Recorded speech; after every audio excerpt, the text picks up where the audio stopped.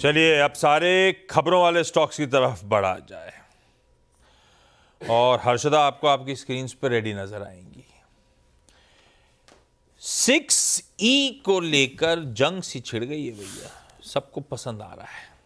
मामला क्या है डिटेल में समझ लेते हैं पहले हर्षदा से। Harshada, good morning.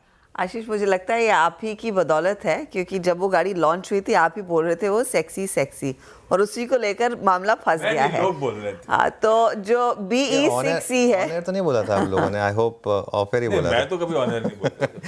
ये हैशटैग न्यूज़ पे जाने से पहले वो फ्रेंड्स का एपिसोड याद है? वो फीबी एक पेंटिंग बनाती हैं, वो रेचल और मोनिका दोनों को नहीं लेनी होती, वो कहते हैं this is mine, this is mine. ऐसा क्या है इस ब्रांड में जो दोनों के बीच में जंग छिड़ी हुई है? खैर एनीवे हैशटैग तो नाम का ही खेल है। तो BE6E जो महिंद्रा की नई EV व्हीकल लॉन्च हुई है उसको लेकर विवाद है, नाम को लेकर विवाद है। बेसिकली इंडिगो ने इस पर आपत्ति जताई है। इंडिगो कहता है कि देखिए 6E हमारा एक इंटेग्रल पार्ट है, इंडिगो की आइडेंटिटी है पिछले 18 सालों से, और इसको हम आसानी से छोड़ने नहीं देंगे। ग्लोबल रिकग्निशन 6E का इंडिगो के साथ ही मेल खाता है। अब ऐसी स्थिति में कोई भी अनऑथराइज्ड यूज कर रहा है 6E का, तो इसके सामने ये इंडिगो के राइट्स का उल्लंघन है और इंडिगो इसके खिलाफ एक आपत्ति उठा रही है, और साथ ही साथ यहाँ पर केस ठोकने की भी बात उभर कर आ रही है। महिंद्रा ने उसके सामने कहा है कि देखिए, एक अप्लाई किया था हमने ट्रेडमार्क गाड़ी के रजिस्ट्रेशन के लिए under class 12 vehicles act BE6E के नाम से इस एंटिटी को जाना जाना चाहिए। सिर्फ आप 6E नहीं देखिए, हमने तो रजिस्टर कराया है BE6E का, और ऐसी स्थिति में कोई यहाँ पर फंडामेंटल कॉमनैलिटी नहीं होनी चाहिए। बहुत ज़्यादा डिफरेंस है BE6E में और इंडिगो के 6E में। ऐसी स्थिति में वो बेसिकली कह रहे हैं कि वो बातचीत करेंगे इंटरग्लोब एविएशन से, एक एमिकेबल सिचुएशन उभर कर आएगा। लेकिन वो व्हाट्स इन अ नेम जो आप कहते हैं ना, वो आपको सामने दिख रहा है। वैसे ये तो है, सिनोनिमस है इंडिगो के साथ, इंटरग्लोब एविएशन के साथ। एक तो 6E और उनका वो फॉन्ट का स्टाइल एकदम उन्होंने चमका दिया, एकदम अलग ही है। पर ठीक है, हमारा था, आप लेने की कोशिश कर रहे हो। इंडिगो ने एक्चुअली सॉरी बाकी में काफ़ी चीज़ें जो हैं, जो उनकी जो रैंप थी पहली बार वो लेकर आए थे, जो आपने बोला डिज़ाइनिंग वगैरह, काफ़ी काम करा। और देखिए मैं इसमें एक चीज़ कहूँ, ऑब्वियसली महिंद्रा का भी रिस्पॉन्स आएगा, इसके ऊपर आया भी है, लेकिन हमारे देश में ना ट्रेडमार्क को हम उतनी शायद वैल्यू देते नहीं जितनी देनी चाहिए। मतलब ट्रेडमार्क बनाने में ज़िंदगी निकल जाती है पूरी की पूरी। जैसे हम भी कई बार बात करते हैं, वो हमारे फेक प्रोफाइल बन जाते हैं, है ना। वो जिसको बनाना है उसको बहुत ईजी लगता है, लेकिन जिसने मेहनत की है उसको तो काफ़ी मेहनत लगती है। तो आई थिंक थोड़ा सा इस पर देखते हैं महिंद्रा और इसके में मामला कैसे सुलटेगा। लेकिन मतलब ये छोटा मामला नहीं है, ब्रांड वैल्यू। अब आप ये कह सकते हैं कि भाई महिंद्रा एविएशन में थोड़ा नया है तो उससे क्या फ़र्क पड़ता है, लेकिन फिर भी ब्रांड तो ब्रांड है। ठीक बात है, ठीक है। इससे बहुत ज़्यादा स्टॉक इम्पैक्टिंग नहीं है, लेकिन ये इंटरेस्टिंग है। ट्रेडमार्क का बैटल जो छिड़ गया है, रजिस्ट्रेशन का बैटल जो छिड़ गया है, देखते हैं क्या फैसला आता है, या एमिकेबली दोनों रिजॉल्व कर लेते हैं। दो बड़ी कंपनियां देश की उस 6E के पीछे। महिंद्रा तो बहुत चर्चा हुई, रिपोर्ट्स आई थी, सब हो गया। इंटरग्लोब की चार्ट, गाबा सर 6E इंटरग्लोब कैसा लगता है आपको? चार्ट्स पे कैसा प्लेस्ड है? और आपने कहा ना मेहनत लगती है, गाबा सर का भी इंस्टाग्राम अकाउंट हैक हो गया था भाई, वापस आगे नहीं आया। नहीं, अब तक नहीं आया। अपील किया हुआ है, कुछ नहीं, रिजेक्ट किया। वो लोग बोलते हैं मैं ओरिजिनल नहीं हूँ, तो फिर ओरिजिनल कौन है? एक ही फेस है मेरा, एक ही नाम प्रकाश गाबा, और मैं नहीं हूँ तो कौन है? और आपने अपने आप को रजिस्टर कराया था? हजारों। आपने अपने आप को रजिस्टर कराया था क्या? अभी क्या कॉपीराइट तो किया ही नहीं था मैंने। अभी गाबा सर वो उसमें आपने अनोखा इंसान अकेला है कोई? नहीं, बिल्कुल नहीं गाबा सर, वो 2 फैक्टर ऑथेंटिकेशन नहीं किया होगा आपने। वो बात नहीं है। उन्होंने कहा है कि मैं ओरिजिनल नहीं हूँ, there are fake accounts. Last year 3200 sites को मैंने ब्लॉक करा है जो फेक थे, और आज भी बहुत ही फेक है, लेकिन मेरा ओरिजिनल अकाउंट इंस्टाग्राम ने ब्लॉक कर दिया, सस्पेंड कर दिया। अभी आप कुछ बोले तो शायद कुछ हो जाएगा, शायद इंस्टाग्राम सुनते होंगे तो आप बोल सकते हैं कि मैं ओरिजिनल प्रकाश गाबा हूं। हमें तो यही पता है भाई, जो गाबा सर स्क्रीन पे यही ओरिजिनल प्रकाश गाबा सर है। गाबा सर, इंटरग्लोब एविएशन का चार्ट कैसा है? देखिए चार्ट तो कितना 6E नजर आ रहा है? देखिए चार्ट तो बढ़िया है, लेकिन थोड़ा करीब 4 हफ्ते से एक अपमूव मिला है, तो अगर यहाँ पर पॉज होता है तो ठीक है, इट्स नॉर्मल, एक्सेप्टेबल। अगर थोड़ा इसमें डिप मिलता है इंडिगो में तो वो बायबल है। कहां तक? 4300 तक। ये एक जोन ऑफ सपोर्ट है। फिर एक अपमूव मिलेगा जो करीब ले जाएगा 4600। मेरे ख्याल से Indigo is in good space, positive space. अच्छा, ये तो खैर इंटरेस्टिंग एक अपडेट था, इसलिए इसके साथ शुरुआत करी। लेकिन ओवरनाइट सबसे इंटरेस्टिंग खबर आई थी वो राजनाथ सिंह सर की अध्यक्षता में जो डिफेंस एक्विजिशन काउंसिल की डीएसी की कल बैठक हुई, उसका आउटकम सामने आया है। पूरी डिटेल्स के साथ लक्ष्मण आपको आपकी स्क्रीन पे दिल्ली से नजर आएंगे। अरे मुझे लगा टैंक बैंक के ऊपर बैठ के बताओगे आप तो घर पे हो। नहीं, टैंक दरअसल अभी खरीदने का ऑर्डर ही पास हुआ, खरीद के आ जाने दो और फिर तब फिर टैंक पे बैठ के बताया जाएगी खबरें। क्या अपडेट है लक्ष्मण? Good morning. जी गुड मॉर्निंग। दरअसल रक्षा मंत्री जा रहे थे रूस, तो रूस यानी रसिया जाने से पहले उन्होंने डिफेंस एक्विजिशन काउंसिल की बैठक की और उस बैठक में करीब 21,772 करोड़ रुपए के रक्षा सौदे को मंजूरी दी। इसको तकनीकी भाषा में जो कहते हैं उसको कहते हैं कि उसको मतलब खरीदने की जरूरत है, इसका प्रस्ताव होता है, तो उसको मंजूरी दी गई है। और ये जो 21,772 करोड़ रुपए के सामान खरीदे जाएंगे उसमें से अलग अलग बता दूं क्या क्या सामान है। उसमें से 6 एडवांस लाइट हेलीकॉप्टर हैं। ये बता दूं कि ये प्रेस रिलीज में तो नहीं लिखा गया, लेकिन ये लाइट हेलीकॉप्टर जो है ALH वो HAL बनाती है। इसके अलावा 31 जो है new water jet fast attack craft है जो कि इंडियन नेवी के लिए खरीदा जाएगा और ये नेवी में सर्विलांस के लिए काफी ज्यादा इस्तेमाल किया जाता है। और ये जो है ये मुख्य तौर पे garden rich ship builders engineers limited बनाती है इस कंपनी इस इक्विपमेंट को। इसके अलावा 120 फास्ट इंटरसेप्टर क्राफ्ट खरीदा जाएगा। ये भी काफी ज्यादा सर्विलांस वगैरह के लिए इसकी जरूरत पड़ती है। इलेक्ट्रॉनिक वॉरफेयर सूट खरीदा जाएगा। तो इन सब चीजों के लिए एक्सेप्टेंस ऑफ नेसेसिटी को मंजूरी दी गई है। ये सारे सामान खरीदने की जरूरत है। अब इसके बाद प्रोसेस क्या होता है, इसके टेंडर होता है, फिर इसके खरीद की प्रक्रिया आगे बढ़ती है। लेकिन यह है कि ये सारे सामान रक्षा मंत्रालय की तरफ से मंजूरी मिलने के बाद इंडियन नेवी, कोस्ट गार्ड ये सारे सामान खरीदेंगे, आगे की प्रक्रिया शुरू होगी। तो एक बड़ा कदम है आत्मनिर्भर भारत की तरफ और डिफेंस इक्विपमेंट में सक्षम होने की तरफ। बिल्कुल सही कह रहे हो आप। और आज है इंडियन नेवी डे, तो उससे पहले कल डीएसी ने लार्जली सारा नेवी के लिए, कोस्ट गार्ड के लिए सारी मंजूरियां दी हैं ज्यादातर। तो रखिए किसी HAL रडार पे जो लक्ष्मण ने मेंशन करा, गार्डन रीच हो, कोचीन शिपयार्ड हो, मसगांव डॉक हो, ये सब कर सकती हैं, ये सब इंटरसेप्टर्स वगैरह का।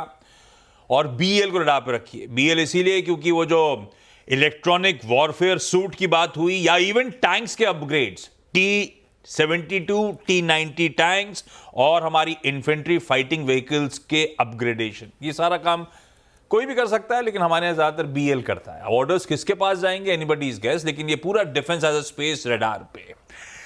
BEL चार्ट्स पे कैसा नजर आता है सावंत साहब, आप देख के बताओ। भारत इलेक्ट्रॉनिक्स। जी आशीष जी, अगर हम BEL को देखें, ओवरऑल डिफेंस स्पेस को देखें, यहाँ डेफिनेटली वॉल्यूम्स पिकअप हुए और एक बेस से स्ट्रॉन्ग बाइंग आई। BEL में क्लियर कट रेंज ब्रेकआउट नजर आ रहा है। जो रेंज थी करीबन 305 से लेके 270-75, तो मैं एक रेंज ब्रेकआउट का जो डेप्थ है वो एक्सपेक्ट कर रहा हूँ। यानी यहाँ से कम आपको 325-330 तक पोजिशनली जाना होगा। मेरे हिसाब से कोई भी 310 के आसपास, 309 के आसपास डिप मिले, पोजीशन बनाई जा सकती है। स्टॉप लॉस आपका फिक्स होगा 305 के नीचे और टारगेट मुझे लग रहा है 325 तक कंफर्टेबली आ सकते हैं।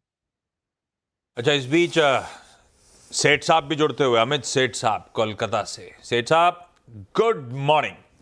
सेठ साहब, आज का कोई बढ़िया सा टॉप कॉल? जी good morning Ashish ji, good morning Anuj ji and everybody on the panel. Ashish ji, आज का टॉप कॉल रहेगा अशोक लेलैंड।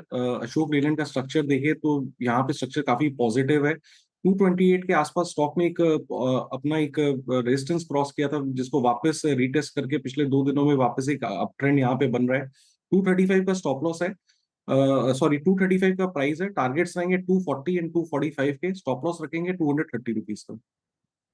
भाईती साहब TVS मोटर्स पे दाव लगा रहे हैं, तो सेठ साहब अशोक लेलैंड की खरीदारी करने का कॉल दे रहे हैं। खड़ा आप रखिए इन स्टॉक्स को। लक्ष्मण के पास एक बार वापस चलते हैं। बैंकिंग अमेंडमेंट बिल को मंजूरी, क्या कॉन्टोर्स हैं लक्ष्मण समझ लेते हैं। लक्ष्मण भाई अरे फोन पे कैसे आ गए? अच्छा, कुछ ग्लिच आ रहा है। लक्ष्मण, आप हो? हाँ जी, बिल्कुल हूँ मैं। मेरी आवाज आ रही बैंकिंग है? अमेंडमेंट बिल, वो अपडेट्स क्या है? देखिए, बैंकिंग अमेंडमेंट बिल को मैं 3 हिस्से में बांटूंगा। पहली बात कि इस बिल को पारित कराने के दौरान जो बातें वित्त मंत्री निर्मला सीतारमण ने कही, तो उसमें सबसे बड़ी बात है कि बैंकिंग सेक्टर की हालत उनके हिसाब से काफी मजबूत है, एनपीए काफी गिरा है और बैंकिंग में कामकाज को और ज्यादा पारदर्शी बनाया जा रहा है। दूसरा हिस्सा है बैंकिंग अमेंडमेंट बिल, तो इसी की तरफ एक कदम है बैंकिंग अमेंडमेंट बिल। अब इस बिल में 2 तरह की बातें। पहली बात, जिसका हमारा आपसे नाता रिश्ता है, उसमें साफ तौर से एक ये है कि कई बार खाता धारक की असामयिक मृत्यु हो जाती थी तो उसके नॉमिनी नहीं मिलते थे, एक नॉमिनी जो है वो भी नहीं रहे तो पैसा कौन निकालेगा, बहुत सारी दिक्कतें होती थी। तो अब ये कहा गया है कि बैंक के अकाउंट हो या फिर लॉकर हो, इस तरह की जो भी चीजें हैं उसमें आप एक की बजाय 4 नॉमिनी दे सकते हैं। तो ये 4 नॉमिनी देने से क्या है कि कई सारे विकल्प खुल जाते थे। एक बड़ी राहत कह सकते हैं बैंक के खाता धारकों को मिली है। दूसरा, जो बैंक के डायरेक्टर हैं उनके लिए नियमों में बदलाव किया गया है। बैंक के डायरेक्टर के लिए सब्सटेंशियल इंटरेस्ट की एक सीमा होती है, उस सीमा को 5 लाख रुपए से बढ़ा करके 2 करोड़ रुपए कर दिया गया है। इसके अलावा बैंक आरबीआई को रिपोर्ट करते हैं, तो रिपोर्टिंग की जो तारीख होती है हर दूसरे और चौथे शुक्रवार होती है, उसको 15 और 30 तारीख की रिपोर्टिंग तारीख कर दी गई है। कोऑपरेटिव बैंक के गवर्नेंस में भी कई सारे बदलाव किए गए हैं। तो कुल मिला के बैंक के गवर्नेंस को और बेहतर करने के लिए, इफेक्टिव करने के लिए बैंकिंग अमेंडमेंट बिल लाया गया था, जिसको लोकसभा ने कल देर रात तक उसको पारित कर दिया। विंटर सेशन में एक बड़ा पहला बिल पास होता हुआ, और सबसे इंपॉर्टेंट, अब आप अपने बैंक खाते में 4 नॉमिनीज डिक्लेयर कर सकते हो। खैर, आगे बढ़ रहा हूं। Lakshman, thank you so much जुड़ने के लिए। हर्षदा बताएंगे अब स्विगी के नंबर्स पे रिएक्शन हो गया, कमाई का अड्डा में उस पर डिटेल में चर्चा हुई थी कल शाम को, पर उसके बाद जो डिटेल्स आई कॉन्फ्रेंस कॉल रिलेटेड, हर्षदा से वो जान ली जाए। क्या कह रहे हैं भाई वो लोग? आशीष, पहले तो इस कॉन्फ्रेंस कॉल में कंपनी ने कहा है कि देखिए, स्टैंड अलोन बेसिस पर कंसोलिडेटेड जो प्रॉफिटेबिलिटी है वो 3rd क्वार्टर ऑफ FY26 यानी कि अगले वित्त वर्ष में कंपनी हासिल करने पर फोकस कर रही है। साथ ही साथ उन्होंने ये मेंशन किया है कि फूड डिलीवरी बिजनेस में ग्रोथ करीब 18 से 22% आती हुई दिखाई देगी। कंपनी ने हाल ही में बोल्ट नाम की एक 10 minute restaurant food delivery service शुरू की और उसमें अगर आप ध्यान दीजिएगा 5% तक का बिजनेस ओवरऑल सेल्स का ये अभी से कर रहे हैं। 8 हफ्ते ही हुए हैं उसको लॉन्च किए हुए, तो वहां पर एक अच्छा खासा पिकअप देखने को मिल रहा है। दूसरी तरफ कंपनी की तरफ से बयान आया है कि वो बेसिकली एबिटा मार्जिन अब 3% के आसपास ले जाते हुए देखेंगे और स्टेडी इंप्रूवमेंट रहेगा एबिटा मार्जिन में, स्पेशली फूड बिजनेस को लेकर। क्यू कॉमर्स की अगर बात करें, क्यू कॉमर्स में ब्रेक इवन आएगा 2nd क्वार्टर ऑफ FY27, तो profitability of 3rd quarter FY26 food delivery business के लिए, लेकिन क्यू कॉमर्स के लिए ये 2nd क्वार्टर FY27 में आएगा। कंपनी बेसिकली अपने डार्क स्टोर्स को डबल करना चाहती है। मार्च 2025 तक 1040 डार्क स्टोर्स हो जाएंगे और 1600 करोड़ इनकी इनफैक्ट स्कूटसी जो क्यू कॉमर्स बिजनेस को सपोर्ट करती है उसमें आता हुआ दिखाई देगा। जिस तरह से जोमेटो वो डिस्ट्रिक्ट ऐप और इवेंट्स में उतर रहा है, वैसी ही कंपनी का प्लान है। एक अलग ऐप का मेंशन तो नहीं किया, लेकिन एक अलग सब्सिडरी जरूर बनेगी जहां पर वो बेसिकली स्पोर्ट्स मैनेजमेंट और स्पोर्टिंग इवेंट्स के साथ कुछ बिजनेस खड़ा करेंगे। बिल्कुल, इसको बिग स्टॉक्स में भी हमने डिस्कस किया था और आज 10:05 पर स्विगी की मैनेजमेंट हमारे साथ जुड़ने वाली है, तो आज उनसे कुछ सवाल पूछेंगे हम और ये सवाल पूछेंगे कि प्रॉफिटेबिलिटी पर जो बात है ये कैसा रहने वाला है। तो जुड़िएगा हमारे साथ। और जैसा मैं सुबह भी कह रहा था, इन नंबर्स में ऐसा कुछ नहीं है कि जिससे ये जो रैली है ये पंक्चर हो जाए। इनफैक्ट शायद अब ये स्टॉक का टेक्सचर जो है वो अच्छा ही रहने वाला है, क्योंकि इम्प्रूवमेंट है नंबर्स में और जो बॉडी लैंग्वेज है वो भी मैनेजमेंट की पॉजिटिव लग रही है। एक बार धर्मेश जी से पूछ लेते हैं इस पर एक व्यू। धर्मेश जी, गुड मॉर्निंग। स्विगी बाय करेंगे क्या 500 रुपये पर? गुड मॉर्निंग अनुज जी। देखिए, ये स्पेस तो काफ़ी एक्साइटिंग है और दोनों जोमेटो और स्विगी दोनों बिजनेस ट्रैक्शन दोनों में काफ़ी स्ट्रॉन्ग चल रहा है और दोनों नए नए वेंचर्स भी लेके आ रहे हैं, आइडियाज़ भी लेके आ रहे हैं और इम्प्लीमेंट भी कर रहे हैं। खास बात यह कि एग्जीक्यूशन इम्प्लीमेंटेशन दोनों चल रहा है। एक और बड़ा इसमें एलिफेंट एंटर करने वाला है अमेजॉन, उसके बाद थोड़ा डिसरप्शन जरूर आएगा इस पूरी क्षेत्र में। वो प्ले अभी आउट होगा तब देखते हैं। बहरहाल इस माहौल में Swiggy is definitely looks a good buy as compare to Zomato. अगर किसी को स्पेस में रहना है जब तक अमेजॉन नहीं आता है, और फिर से अमेजॉन आना, फिर लिस्टिंग, वो सब बात की बात है, बट इनके बिजनेस के ट्रैक्शन के हिसाब से वैल्यूएशन कंफर्ट तो है ही है। एक चांस तो स्विगी पे जो लेना चाहिए रिलेटिवली कंपेयर टू जोमेटो के सामने। उठाई थी जोमेटो पे, आउट परफॉर्म का कॉल, 370 के टारगेट्स। वो रिपोर्ट ने पैरेलल ड्रॉ करे थे Q2 जोमेटो का वर्सेस Q2 स्विगी का, और ओवरऑल कंक्लूजन ये था कि स्विगी के रिजल्ट्स को देखते हुए लगता है जोमेटो के साथ जो गैप था अब वाइडन होना, दूर होना कब खत्म हो गया है।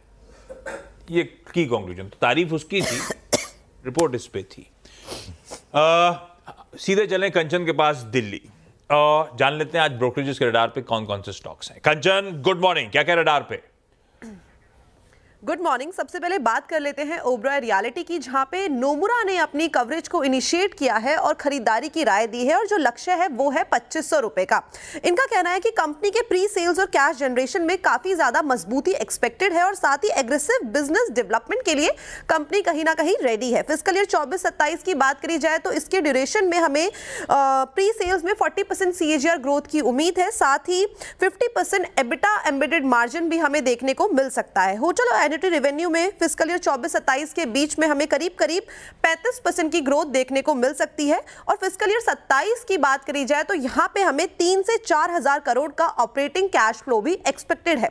आगे बात करते हैं गेल की, जहां पे जेफरीज ने खरीदारी की राय दी है और 235 के लक्ष्य कर दिए हैं।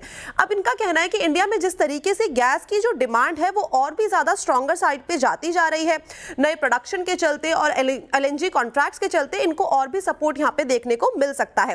अब फिस्कल ईयर 26 तक 2 मेजर पाइपलाइंस के कमीशन के चलते कंपनी के ट्रांसमिशन सेगमेंट में भी हमें एक स्ट्रॉन्ग सपोर्ट एक्सपेक्टेड है। अब अगर मार्च तक ट्रांसमिशन बिजनेस के टैरिफ हाइक होते हैं तो यहां से इनकी एक री रेटिंग की संभावनाएं भी बननी चालू हो सकती है। फिस्कल ईयर 25 के सेकेंड हाफ में जो प्रॉफिटेबिलिटी है वहां पे भी हमें एक अच्छा खासा बूस्ट आता हुआ दिखाई दे सकता है। एबिटा की बात करी जाए तो ये 9% CAGR ग्रोथ यहां पे दिखा सकता है, और कंपनी का जो वैल्यूएशन है वो इस टाइम पे काफी ज्यादा अनडिमांडिंग है, जो कि इन्वेस्टर्स को कहीं ना कहीं बहुत ज्यादा अट्रैक्ट भी कर रहा है। रखिए भाई, 2 स्टॉक्स पसंद आ रहे हैं ब्रोकरेजेस को, ओबरॉय रियल्टी और गेल। हर्षदा, लेकिन बाकी के सारे स्टॉक्स की न्यूज क्विकली EX रेडार पर रखेंगे आशीष। इलेक्ट्रिसिटी ट्रेडेड वॉल्यूम में 15% का इजाफा आया नवंबर के अपडेट में।